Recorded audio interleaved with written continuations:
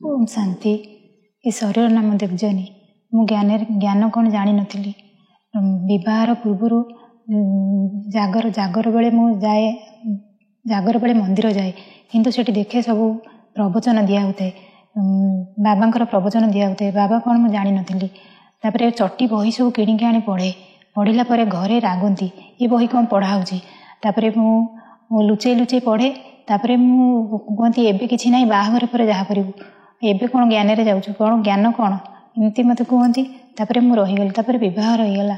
तापरे 2018 मसीह अपर्णा भौणी घर को जाई कोर्स कले।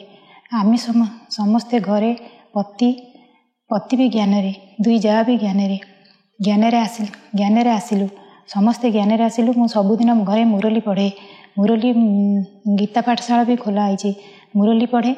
आउ अन्य माताजी मान को भी पढ़ाई शुणाए। समस्ते बची आम शुणु।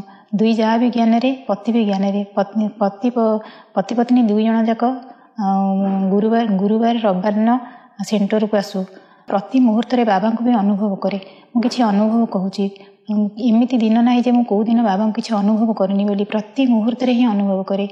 मु किछि अनुभव कहूची। 2019 रे मधुबन जीवाई भौणी कहले किए मधुबन जीव। मोर इच्छा थिला मधुबन जीवाई।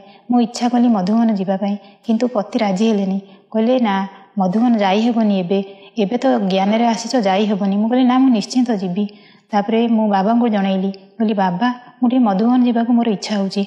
बाबा सेठू पतिंकर बुद्धिर ताला खोलीदेले। दी जन जाक मोर टिकेट है मधुबन जीवाई। मधुबन गलु। ठीक मधुबन जीवा जो दिन जीवा कथा से दिन दिन 2टारे ट्रेन टाइम अच्छी 6:30 रे। दिन 2टारे भाईंकर झाड़ा बांती है। हॉस्पिटल हाईटेक हॉस्पिटल एडमिट हेले। एडमिट हो सालाइन भी लगिला। सेठू सालाइन लगिला। सालाइन लगी मो अस्तव्यस्त हो पड़ी। सबू जिनपतर रेडी कर रखी, केमिति जीवी। आ भाईंकर एमिति अवस्था है, केमिति जीवी। 4टा बेले भौणी की जनइली, बोले भौणी भाईंकर अवस्था एमिति जाई हेबनी, घरे समस्ते मना करुछंती, टिकेट कैंसिल कर दियो। मु कहली ना मु निश्चिंत जीवी। ठीक बाबा को जनइली, बाबा मु कौन आपणकर बच्चा नुहे, मु कौन मधुबन जाईपारिनी।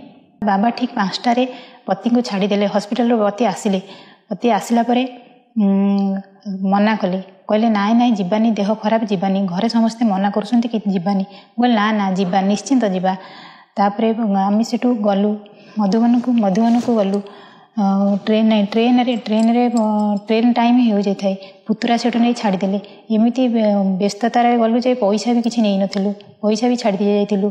ठीक ऑटो बसला बेलू लगेज पत्र तो बस सारी पुणी बाथरूम रू भाई के लाट्रिन लगे, बाथरूम रू ऑटो एमती होती। मना करदे। मु कहली ना जहाँ घटुची भल, जहाँ घटे भल, बाबा अच्छा चलो जीवा। तापरे घरे समस्ते मना कले, केते बड़ साहस रे कहूची नहीं कि जीवाई, एमती पेसेंट को नहीं कि कौन जाई हेबो। बोले ना ना निश्चिंत मु जीवी। ट्रेन रे सेठू गलु। किछि पुतुरा नहीं ट्रेन रे छाड़दे पाखे छाड़ीदेले। ठीक समय जाई पहुँची गलु। से ट्रेन रे सेठू गलु। ट्रेन रे गला बेले किछि भी असुविधा हैनी। तापरे बाबांकर मिलन हैला। भलरे भलरे बाबा मिलन सारी घर को आसिलु। घर को आसला परे आम परे कोरोना माड़ी आसिला। आम आसी घरे पहुँचीचु, कोरोना माड़ी आसिला। तापरे एमिति अवस्था है। तापरे आउ भी आम भी केबे जाई पार न थांतु कि जदि भी से समय न जाई थांतु ताले आम भी केबे जाई पारि न थांतु। बाबा को मुझे जनाई, बाबा को मुझे धन्यवाद जनइली। मुझे बाबा जहाँ करछंती बाबा भल करछंती, मु भी केबे जाई पारि न थांती।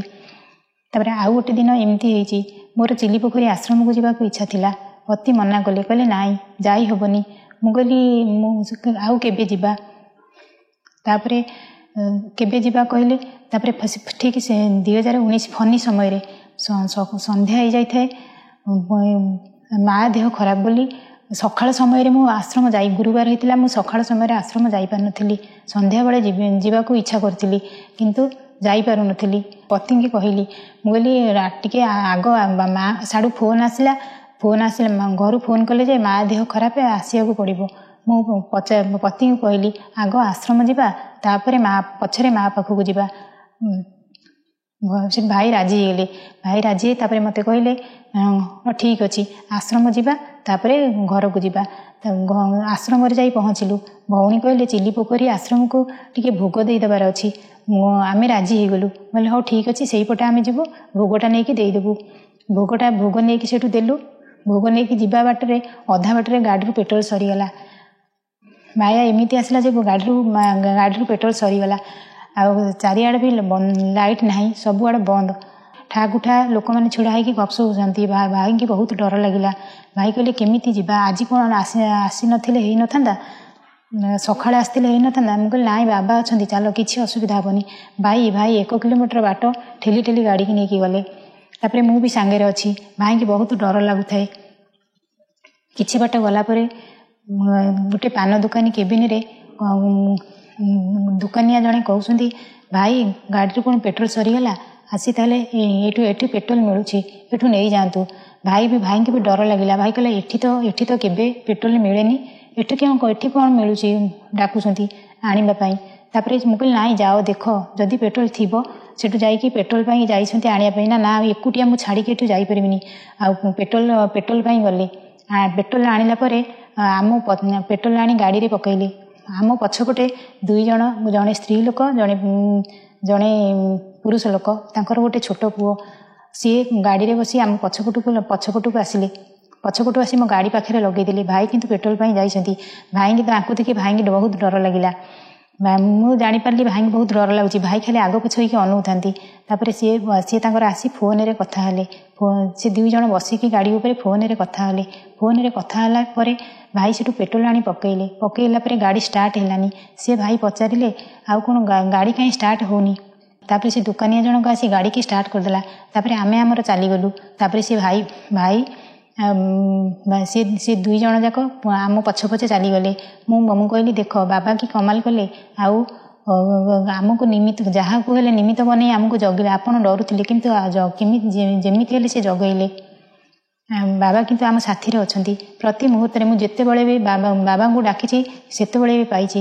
ମୁଁ ଯୁଆଡ଼େ ବି ଯାଏ ମୁଁ କିନ୍ତୁ ବାବାଙ୍କ ଲୋଗୋଟାକୁ ଦେଖିବା କଥା ଯେଉଁଠି ହେଲେ ଦେଖିବି। ମୋତେ କହିବେ କ'ଣ ତତେ ହିଁ ଦେଖାଯାଉଛି, ମୁଁ କହିବି ନିଶ୍ଚିନ୍ତ ମୁଁ ବାବାଙ୍କୁ ଦେଖ ଏଇଠି ମୁଁ କେମିତି ଦେଖିପାରୁଛି। ଏମିତି କରି ଯାଏ। ଦିନେ ବର୍ଷେ ଆଉ ଥରେ ଗୋଟେ କଥା ଏମିତି ଯାଇକି ଆଶ୍ରମରେ ପହଞ୍ଚିଗଲୁ। ପହଞ୍ଚିକି ସେଠି ଭୋଗ ଦେଇକି ଆସିଲୁ। ଭୋଗ ଦେଇକି ତାପରେ ଆମେ ଆମର ଚାଲିଗଲୁ। ଆଉ ଦିନେ ଗୋଟେ କଥା, ଝିଅ ସ୍କୁଲ ଯାଇଥାଏ, ବର୍ଷା ହେଉଥାଏ। ମୁଁ କହିଲି ବାବା ମୁଁ ତ ରେନିକୋଟ୍ଟା ବାହାର କରି ରଖିଛି କିନ୍ତୁ ମୁଁ ଦେଇପାରିନି। ଏତେ ଜୋରେ ବର୍ଷା ହେଉଛି, ଝିଅ ଓଦା ହେଇଯିବ, ଥଣ୍ଡା ହେବ, କେମିତି କ'ଣ ହେବ। ତାପରେ ମୁଁ କହିଲି ବାବା ସିଏ ଆସି ଘରେ ପହଞ୍ଚି ଯାଉ, ବର୍ଷା ଯେମିତି ନ ହେଉ।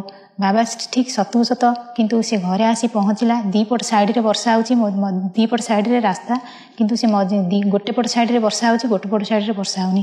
ସେ ଯେଉଁ ପଟେ ବର୍ଷା ନ ହେଉଛି ସେ ସେଇପଟେ ଆସୁଛନ୍ତି। କିନ୍ତୁ ସେ ଘରେ ଆସି ଦେଖିଲା ବେଳକୁ କିଛି ବର୍ଷାରେ ଓଦା ହେଇନାହାନ୍ତି। ମୁଁ କହିଲି ମା କିଛି ଓଦା ହେଇନ? ନା ମୁଁ ଓଦା ହେଇନି। ତାପରେ ବାବାଙ୍କୁ ମୁଁ ସେଠି ଥ୍ୟାଙ୍କସ୍ ଜଣେଇଲି। ବାବା ଥ୍ୟାଙ୍କସ୍।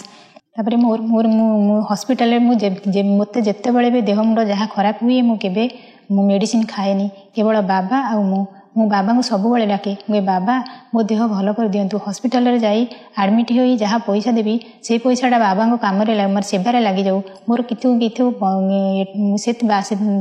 ଅଲଗାରେ କିଛି ମୋର ଖର୍ଚ୍ଚ ନ ହେଉ, କିନ୍ତୁ ମୋର ବାବାଙ୍କ ସେବାରେ ଲାଗୁ। ମୁଁ କେବେ ବି ମେଡ଼ିସିନ ଖାଏନି। ସବୁବେଳେ ମୁଁ ହିଁ ବାବାଙ୍କୁ ହିଁ ଡାକିଥାଏ। ମୋର ପାଇଲ୍ସ ରୋଗ ଥିଲା କିନ୍ତୁ ମୁଁ ବାବାଙ୍କୁ ଡାକିଲି। ହସ୍ପିଟାଲରେ ଆଡ଼ମିଟ୍ ହେଇଗଲି। ବ୍ଲଡ଼ ହିମୋଗ୍ଲୋବିନ୍ ପୁରା କମିଯାଇଥିଲା, 3 ପଏଣ୍ଟ ହେଇଯାଇଥିଲା। ତାପରେ ମୋତେ ସମସ୍ତେ କହିଲେ ଇଏ ବଞ୍ଚିପାରିବନି। ମୁଁ କହିଲି ମୁଁ ନିଶ୍ଚିନ୍ତ ବଞ୍ଚିବିନି କାହିଁ ବଞ୍ଚିବି। ତାପରେ 4 ଦିନ ହସ୍ପିଟାଲରେ ପଡ଼ିଲି। 4 ଦିନ ହସ୍ପିଟାଲରେ ପଡ଼ିଲା ଭିତରେ ଗୋଟେ ଦିନ ପଡ଼ିଲା, ତା ଭିତରେ ଗୁରୁବାର ପଡ଼ିଲା। ଗୁରୁବାର ମୁଁ କହିଲି ବାବା ଆଜି ହିଁ ତୋର ବାର, ଆଉ ମୁଁ ଯଦି ଆଜି ବି ଅମୃତ ଟିକେ ପାଇପାରିଲିନି, ଆଜି ଯଦି ନିଶ୍ଚିନ୍ତ ଏଠି ଭଲ କରିବୁ ଭଲ କର, ନହେଲେ ମୁଁ କ'ଣ କରିବି। ନିଶ୍ଚିନ୍ତ ତୋତେ ଭଲ କରିବାକୁ ମୋତେ ପଡ଼ିବ। କିନ୍ତୁ ବାବା ସେଇଦିନ ରାତିରେ ମୋତେ ଭଲ କରି ତାପର ଦିନ ମୋତେ ଛାଡ଼ିଦେଲେ। ମୁଁ ସେଠୁ ପଳେଇ ଆସିଲି। ଆସିକିରି ମୁଁ ଘରେ ପୁରା ଆରାମରେ ରହିଲି। କିଛି ଅସୁବିଧା ମୋର ହେଲାନି। ଆଉ ମୁଁ ଯେବେ ବି ଇଚ୍ଛା କରେ ମୁଁ ଆଜି ମୁଁ ଏଇ କାମ ଏଠି ପ୍ରୋଗ୍ରାମ ଆଜି ଥିବ, ଭଉଣୀ ବି ତା ପରଦିନ ମୋତେ ବି ଫୋନ୍ କରି କହିବେ ଭଉଣୀ ଆଜି ଏଠି ପ୍ରୋଗ୍ରାମ ଅଛି, କିନ୍ତୁ ନିଶ୍ଚିନ୍ତ ମୋତେ କହିବେ ଯିବା। ଭାଇ କିନ୍ତୁ ରାଜି ହୁଅନ୍ତିନି ନେବା ପାଇଁ।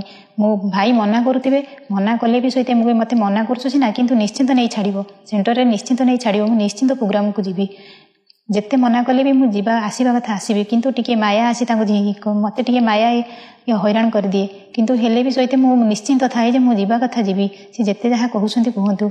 ଏପର୍ଯ୍ୟନ୍ତ ମୁଁ ଯେବେଠାରୁ ବାବାଙ୍କୁ ଡାକିଛି ମୋର କିଛି ବି ଅସୁବିଧା ହେଇନି, ସବୁ କ୍ଷେତ୍ରରେ ମୁଁ ସଫଳତା ପାଇପାରିଛି। କେବଳ ବାବା ଆଉ ମୁଁ, ଆଉ ମୋର ଦ୍ୱିତୀୟରେ କେହି ନାହାନ୍ତି। ଆଉ ପିଲାମାନଙ୍କର ବି ଜ୍ୱର ହେଲେ ମୁଁ ରାତିରେ ଅମୃତ ବେଳାରେ ଉଠି ବାବାଙ୍କ ସହିତ ଯୋଗ ଲଗାଏ। ମୁଁ ବାବା ଏ ପିଲାମାନଙ୍କର ଜ୍ୱର ହୋଇଛି କିନ୍ତୁ ଭଲ ହୋଇଯାଉ, କିନ୍ତୁ ମୁଁ ହସ୍ପିଟାଲ ନେଇ ମୁଁ କେମିତି ହସ୍ପିଟାଲ ନ ଯାଆନ୍ତୁ କିନ୍ତୁ ଭଲ ହୋଇଯାଉ। ଠିକ୍ ସେମିତି ଅମୃତବେଳା ମୋର ଠିକ୍ 3:45 ମୋର ନିଦ ଭାଙ୍ଗିଯାଏ, କିନ୍ତୁ ମୋ ବାବାଙ୍କୁ ଯୋଗ ଲଗାଇ କେଉଁ ଦିନ ଜ୍ଞାନରେ ଆସିବା ଦିନଠୁ ମୋର କେବେ ବି ଅମୃତବେଳା ମିସ୍ ହେଇନି, କିନ୍ତୁ ମୁଁ ଅମୃତବେଳା ସବୁଦିନ ହିଁ କରେ। ବାବାଙ୍କୁ ଯୋଗ ଲଗାଇ ମୁଁ ସବୁ ଦେହ ମୁଣ୍ଡ ଯାହାର ଯାହା ହୁଏ ମୁଁ ବାବାଙ୍କୁ ଯୋଗ ଲଗାଇ ସବୁ ଭଲ ହୋଇଯାଏ। ଆଉ ଯାହା ପାଇଁ ବି ମୁଁ ଯୋଗ ଲଗାଇଥାଏ ବାବାଙ୍କ ସହିତ ମୁଁ ଖାଲି ଏତିକି ପଚାରେ ଭଲ ଅଛନ୍ତି?